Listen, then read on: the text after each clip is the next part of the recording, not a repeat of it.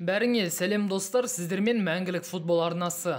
Біз сіздермен футбол әлемінің соңғы жаңалықтарымен бөлісуге дайынбыз. Бізге қолдау көрсеткіңіз келсе, лайк басып, каналға тіркелсеңіз жеткілікті. Біз видео шығаруды тоқтатпаймыз. Олай болса, көп созбайық, біз бастаймыз. Левандовскийдің агенті Пини Захави ойыншысының Барселонаға ауысқаны үшін жыл сайын қомақты қаржы алып отырады. Журналист Альфредо Мартинестің хабарлауынша, Левандовскийдің Каталонияда ойнаған әр жылы үшін Барселона агентке 5 миллион евро төлеп отыруы керек. Айта кетейік, кеше Мюнхендік Баварияның ресми сайтында Левандовскийдің Барселонаға ауысқаны ресми хабарланды. Инсайдер Фабрицио Романоның хабарлауынша, Миланның шабуылшысы Златан Ибрагимович итальяндық клубпен келісімшартты ұзартуға келісті. Келісімшартқа жақын күндері қол қойылады. Бұған дейін Ибрагимовичтің Миланнан кеткісі келмейтіндігі айтылған болатын. Ол өзінің жалақысын азайтуға да келісті. Tutto Sport басылымының хабарлауынша, Пауло Дибала мансабын Ромада жалғастыруы мүмкін. Аргентиналық үшін компаниялық Наполи мен Рома таласып жатыр. Дереккөздің хабарлауынша, Наполи қаржылық қиындықтарға байланысты Дибаланы сатып ала алмайды. Сондықтан Дибала үшін жалғыз үміткер Рома. Римдіктер Дибаланың өкілдерімен келіссөздер жүргізіп жатыр. Және біраз шығынға ұшырайтындарына қарамастан, жақын арада аргентиналықпен келісімшартқа отыруы мүмкін. Дибала жаңа клубта жылына 6 миллион евро жалақы алғысы келеді.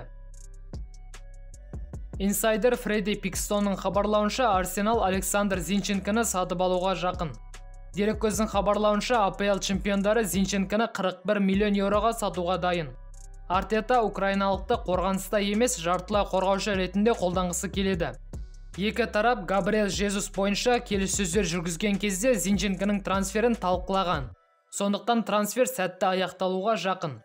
Танымал инсайдер Никола Скерада бұл жаңалықты растады. Оның хабарлауынша, Зинченко канонерлермен 2027 жылға дейін келісімшартқа қол қоюға келісті. Sport ES басылымның хабарлауынша, қорғаушы Жюль Кунде Барселонаға ауысуға жақын. Басылымның хабарлауынша, Левандовскийдің трансфері аяқталғанына байланысты каталондықтар бар күшін французды сатып алуға жұмсайды. Жюль Кунде Барселонаның кезекті басты мақсаты. Және команда басшылығы французды сатып алатындарына сенімді. Каталондықтар үшін бұл трансфер 45 миллион евро болады деген болжам бар.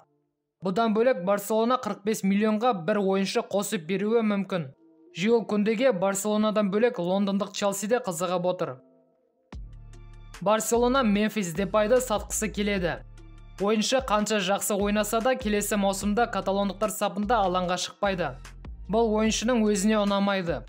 Себебі голландиялық Барселонаға келу үшін барын салған болатын. Бұған дейін Депайдың жаңа команда іздеп жатқандығы байқалмаған болатын. Бірақ қазір Дембеле клубта қалып, командаға Левандовскийдің келуі жағдайды өзгертті. Голландиялықты Тоттенхэм сатып алғысы келген, бірақ ойыншы бұған келіспеді. Ювентус пен Ромада Депайға қызығып отыр.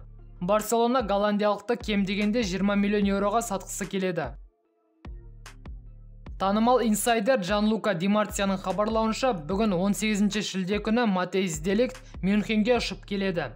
Де Лигт медициналық тексеруден өткен соң Бавариямен келісімшартқа отырады.